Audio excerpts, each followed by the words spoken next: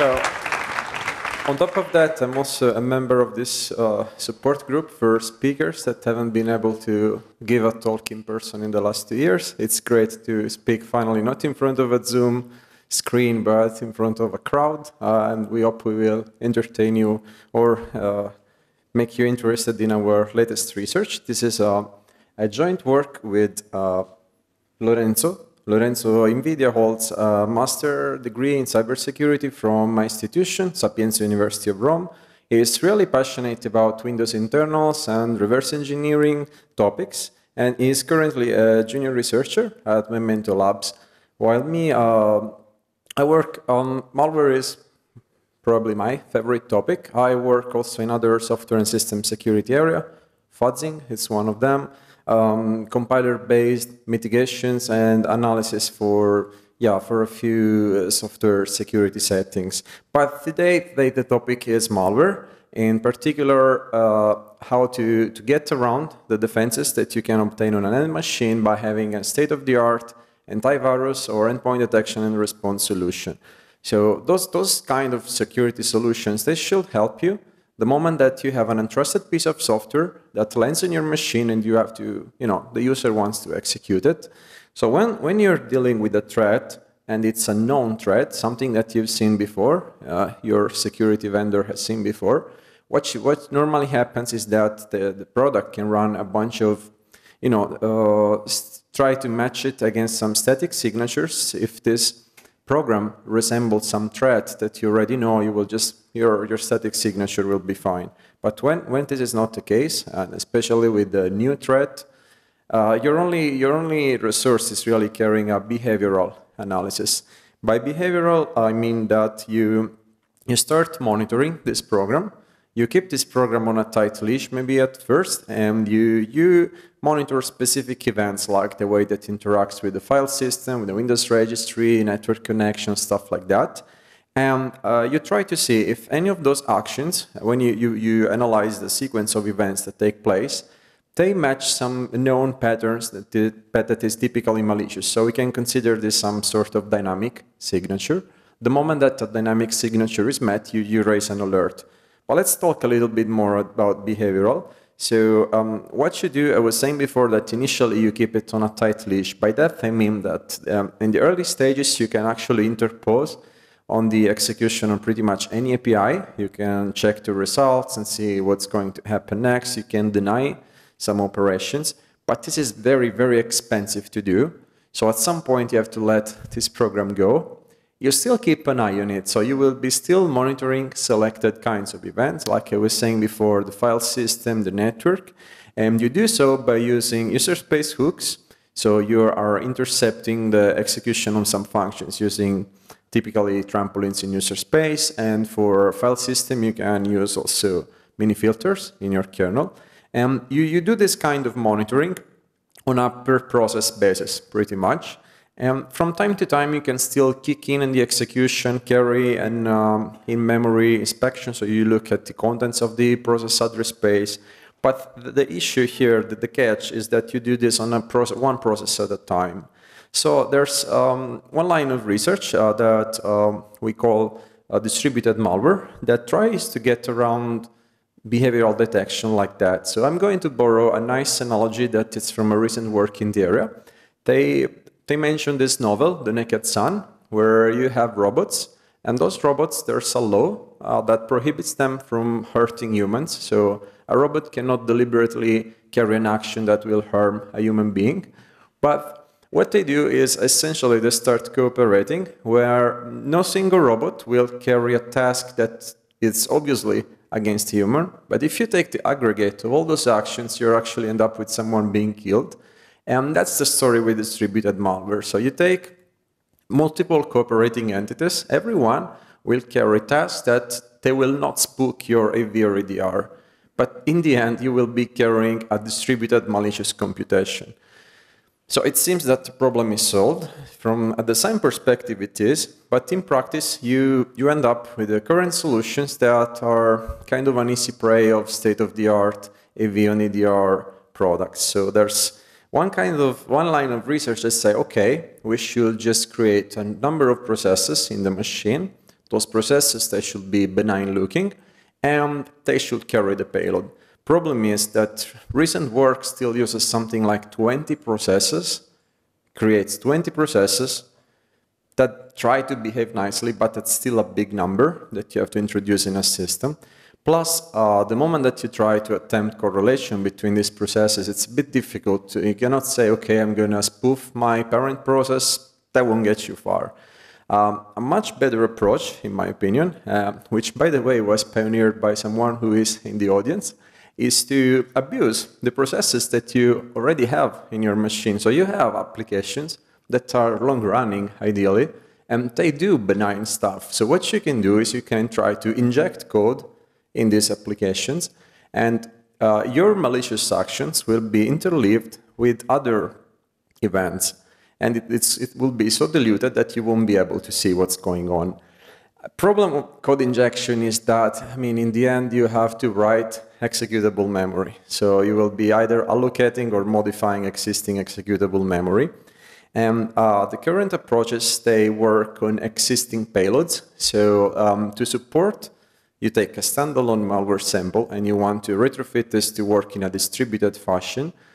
Problem is that you should still support this execution, and to provide infrastructure for compatibility and stuff, you end up, for instance, allocating many memory regions, one for each of the sections of that executable, or still the supporting component, the emulator, will be quite big, not that big, but big enough to be fingerprinted. So this seems promising, but there's still some work to do. And in the meantime, there's also another player here, and it's the recent availability of exploit and malware hardening mitigations in Windows 10. So Windows Defender Exploit Guard, WDEG, has a number of defenses. These are system-level defenses, plus others that you can enable for specific applications. So you can harden your applications against injection and other kind of attempts. And so those are advertised as reducing the attack surface against next-generation malware. That's the way they're put on the Microsoft security pages. And they say you can use, for instance, arbitrary code guard in a way that the process will not be able to allocate or modify executable memory. Or you can use code integrity guard, which means that you can no longer load a code module like a DLL unless it's signed, digitally signed. Then you have some measures that are specific to break how the injected payloads work. So typically when you have a shellcode or any other injected payload, you have to start looking up the APIs. You need to look up API addresses, and you will parse the export or import address table. With these defenses, you will intercept those attempts and kill the execution. So I mean, what we explored in our research is like, how can we still achieve a distributed malware abstraction that will meet real-world constraints, so will work under, even in the presence of those hardening mitigations, and still deceive an AV or EDR. We didn't want to tie the design too much to a specific delivery primitive, so a specific code injection technique. So we want to be flexible in a way that we can even work with processes that we create, or we can just leverage the best injection that you have in that moment in time. We also want to have a very small runtime component to support this distributed execution. We want to comply with these mitigations of WDEG or Windows. And another thing that is about in-memory inspection. So we want to keep code and data hidden from an antivirus or EDR as much as possible, even if they start scanning our memory. So what we did is we came up with this idea of ROP. It's return-oriented programming-based distributed-driven execution. So with return-oriented programming, we actually no longer need to inject any code. We don't modify executable memory. And also, we get around some of the mitigations of WDEG, which they are not meant to handle this kind of ROP-based encodings. And we use transactional NTFS to build a non-inspectable covert channel that we use for both sharing the payload and for orchestrating the execution and the communications. In more detail, return-oriented programming, which I assume you're familiar with, but it's an exploitation technique originally and then evolved in a way of encoding an arbitrary payload by reusing code that is already present in a process. So what we do is we borrow ROP gadgets from some code module that all these victim processes that we use, they will have this module already loaded. And by doing so, we sidestep the need of using writable and executable memory. Transactional NTFS is a bit different. It works like by turning your file system into a database. You can take a file and you can decide to make transient changes to the contents of this file, and only processes that have a handle to the transaction, a TXF handle, can see those transient changes that you make. Any other process, including an antivirus or EDR, won't be able to see this because these contents, they don't even reside on disk. They will stay in the memory of the kernel. So it's difficult to inspect what's going on within a transaction, unless you're part of the transaction. So we put this together, and we came up with this design where we have a loader component that will select a number of victim processes to abuse, and will inject a small runtime component, the bootstrap component, who is responsible for a bunch of things, but most importantly, supporting the execution of this payload, malicious payload, in a distributed fashion. The payload becomes a sequence of chunks. Each chunk is a ROP chain, and a chunk can be executed in its entirety by a victim process. The chunks are placed in a transacted file, the ROP TXF, along with a bunch of other fields. And now I will hand over the mic to Lorenzo, who will be covering all the nice implementation details behind this and the ROP TXF.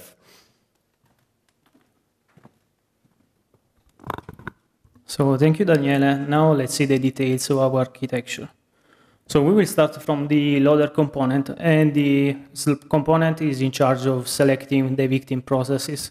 And here, as an attacker, you may want to choose some principle, for instance, choosing processes that has similar characteristics to what on your malware payload.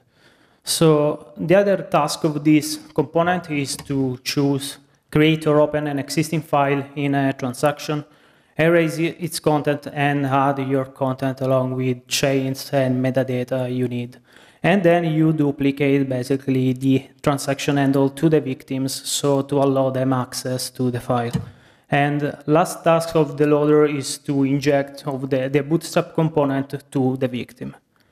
So the bootstrap component is the core of ROP, and its tasks are to make the victims to load the transacted file and schedule the execution of the ROP code, while providing some sort of coordination with other units in cases needed.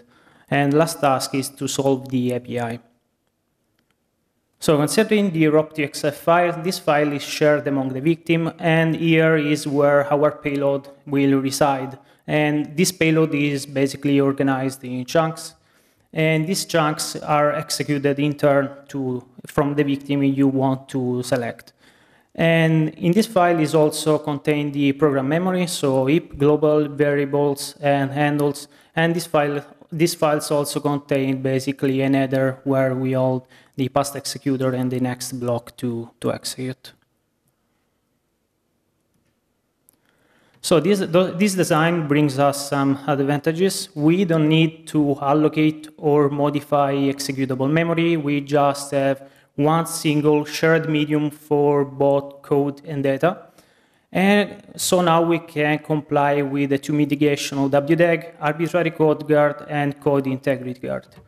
And now the inspection is harder for a security solution like an AV or EDR, since in the end what this software will find is just a bunch of gadget addresses and data, but definitely not code, since of the level of indirection, thanks to the ROP design.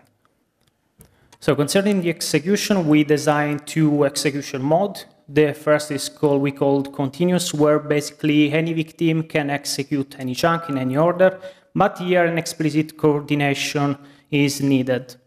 While in the second execution mode, we called staged, where you can take a sequence of chunks and select a specific victim to run these chunks. And here the coordination can be provided by ROP itself or by your malware.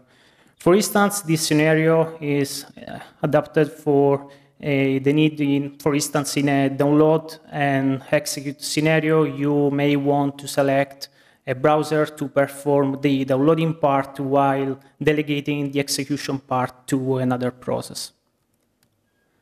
So how we did it? We have to talk about some challenges we struggled with, and we are going to start talking about the delivering of the bootstrap component to each victim, and at the same time we need to talk about how to find suitable gadgets. And at the same time, obviously, we want to comply with the WDAG mitigation. We did it with 2 bypasses. So we will start from the injection stage. So we have to deliver the bootstrap component to the victims. And also we need a shared source where we can take gadgets. And in doing all of this, we have some restriction. We want to only use and load only signed modules. We don't want, any conspicuous memory region that may trigger an analyst. We don't want any read-write executable pages. And obviously, we don't want to spook AV or EDR installed on the target machine. So we saw in the Phantom DLL All-Wing has a suitable method for take 2 birds with 1 stone. And basically, we have a DLL, and in this DLL, we can place our gadgets. At the same time, we can place also our bootstrap component. And this component can basically be written as ROP as well, or you can simply put in the text section. And what the Phantom DLL All-Wing do is to actually take a signed DLL or any DLL, open it in a transaction, modify the content with your content, and then force the victim to map the DLL you just allowed. So the problem here is that this behavior is pretty known by NAV and state-of-the-art EDR, so we don't consider this as scenario. And then if you try to make the victim to try to create the section on their own, the call to integrate section we failed with status invalid image hash in a protected victim that is a victim that has code integrity guard enabled.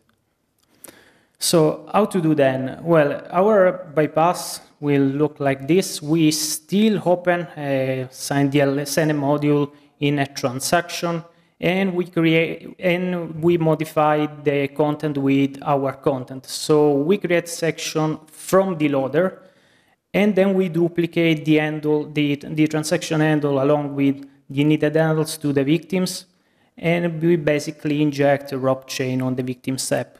So coming to the details, what we are going to do is to hijack for a moment the execution of a thread in the victims, injecting our ROP chain. And what this ROP chain does, you can see the pseudocode here, is to prepare the arguments and call NTMap section.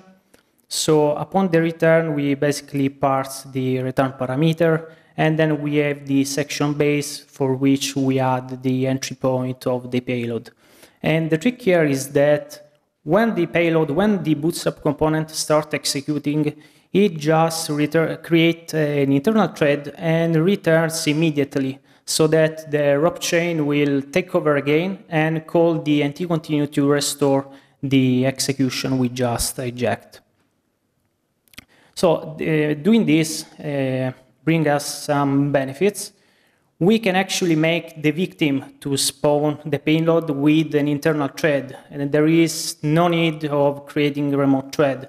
And with this technique, we can just have a shared medium that holds our gadgets alongside with the bootstrap component, so that if you don't want to look up the gadget, you can add your custom gadgets in here. We have that.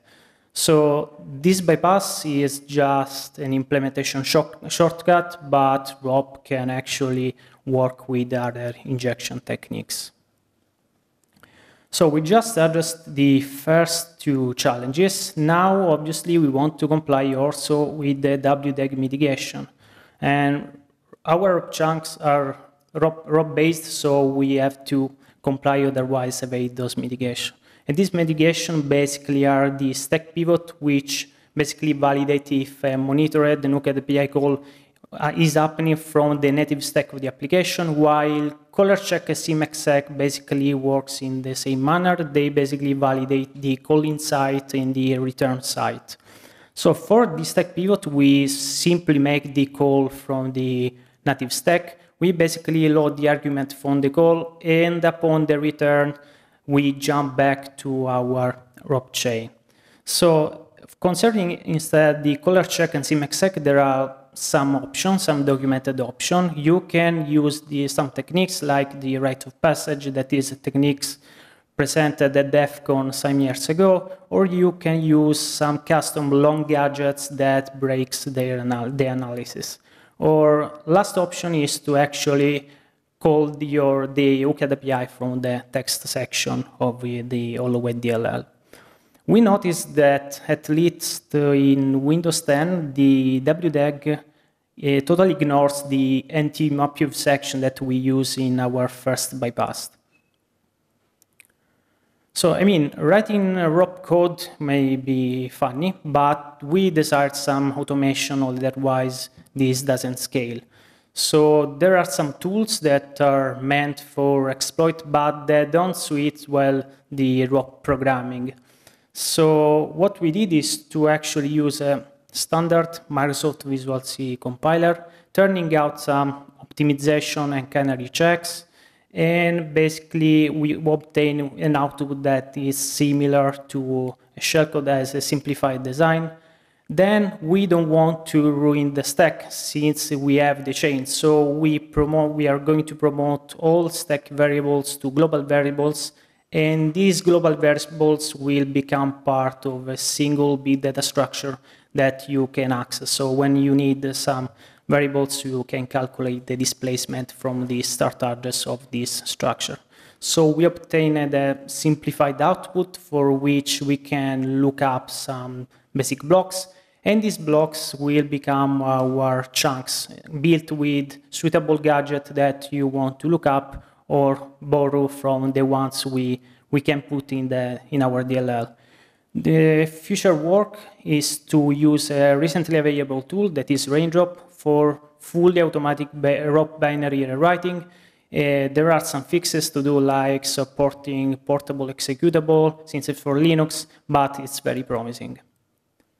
So last challenge is actually the lookup of APIs in an hardened victim, for which we came up with a bypass.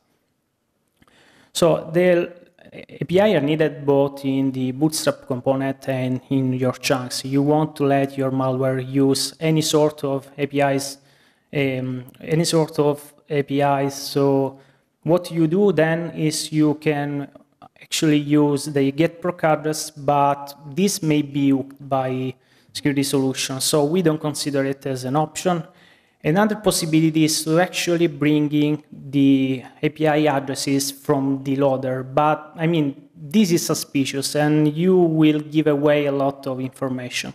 So what an attacker will do is to actually start programming their solving routine to solve the API, but there are WDEG defenses in place that break those codes. And those defenses are export and import address filtering, and they work in a similar manner. They basically monitor access to the export and import address tables in PM modules by using a guard pages. So when your code tries to access those memory, the Microsoft exception handler will kick in and validate the access if it will happen from a legit module or not. So how to do then? We use bypasses. We basically locate inside the legitimate module an arbitrary read or arbitrary write gadgets based on what you need.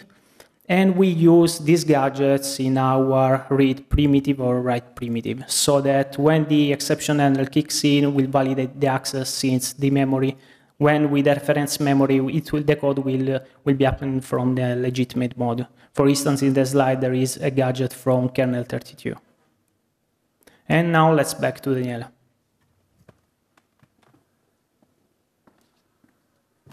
So now we have to convince you that this also actually evades AV and EDRs. And so we tested 10 security solutions, state of the art. We tested 6 antiviruses and 4 EDRs. We consider Windows 10 at the time was January 2021 build with all the system level, but this still works. It hasn't been fixed. So we consider all the defaults, mitigations that you have system levels, or your ASLR, all the fashions, data execution prevention. Then we enabled for the victim applications all the opt-in WDEG hardening measures for arbitrary code guard, code integrity guard, and the export-to-import address filtering and the ROP ones. We test payloads that if you run them like as a standalone sample, they will trigger all of these solutions. So we try to see if writing them in ROP gives you free evasion.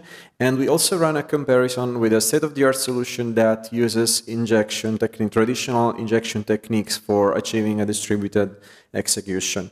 More details, the WDEG mitigations, we tested them in audit mode. We wanted to figure out when there were incompatibilities or there were spurious traces which were not caused by us. So there were a couple of incompatibilities that we found out and we reported. As victims, we choose off-the-shelf productivity programs, so like your browser, your Dropbox, Telegram client, these kinds of like real-world applications. And we test with only 2 processes because it's the most challenging setting where you have only 2 victims to spread your actions. And we test 2 scenarios, so we have 1 proof of concept for each scenario. The first is for the continuous execution mode, where any victim can execute any chunk. And with this POC, we test persistence scenario, so like where the malware sample tries to achieve persistence. The other one exercises the staged execution. So in this case, we are simulating a load and execute scenario. There's one process, one victim, and it's a network active process like the browser. Will download a PowerShell script, and then another process will execute this script. All done with the respective chunks. So the result is no mitigation was triggered. So we did our homework well. And in terms of evasion of behavioral analysis, for 8 products, this would work just out of the box. For 2 products, we saw that our loader couldn't complete its work. The reason is that those those solutions in the early stages of the execution, they will just make some APIs fail. So like open process, you want to open a process, you have the rights to do so, but you got denied. Same thing if you want to duplicate a handle, you get a broken handle in return. This is a well-studied problem. It's not a detection, but it's we can call it an emulation artifact of what happens in AVs. There's a very nice paper which appeared in Voot, I think, 4 years ago. It's called AV leak, which documents this behavior. And this behavior can be circumvented. So this is not a real detection. On the other hand, when we tested the state-of-the-art solution, that was detected by 7 of the 10 security products. So we believe the results are interesting and promising. So you might say, okay, so what should I do to stop your solution? Should I start, I don't know, blocking you from using transactions, or should I add some heuristic to detect return-oriented programming? So our feeling is that this is not the solution. You should be looking for a comprehensive approach that will see distributed malware as a whole. The reason is that this architecture is extensible. You can just remove one piece and use a different one. You can use a different code reuse primitive, a different covert medium, or if you say, okay, you're creating an internal thread, fine, you can use a different technique. You can schedule an internal APC call, which is not suspicious, unlike the remote APCs. You can hijack your own import address table. You can try many things. Also, this kind of approach can be useful for implementing a truly fileless malware abstraction. So what can you do then to defend yourselves? Thing is, to make behavioral work, you need to correlate those processes and see those processes as a whole. To do that, if you look at the execution units and you say, okay, these two might be related, in the end, you end up hitting the scalability wall because it's not obvious to see when you have to draw a line between these processes. They're correlated. So also to do so, you have to keep track of every single injection that keeps appearing in down in that month. You won't get really far. So what we suggest instead is don't look at the execution flows, like the control flow. Look at the data flow, because every distributed abstraction will need to share objects, will need to duplicate handles. So if you follow the data trail, then maybe you might be able to infer some better correlation strategies. Another thing that we recommend will be to equip AV and EDRs with techniques for understanding ROP code. The thing, I mean, there are now almost fully fledged ROP rewriters, and you can even write your standalone ROP malware, and you need something to analyze this code. Thankfully, there are a couple of research prototypes out there, so we believe this is something that will be nice to have in a security solution. All right, I hope that you enjoyed our research. We are very glad and thank the organizer for having this opportunity to present our latest findings, and thanks for your time. I'll be happy to take questions.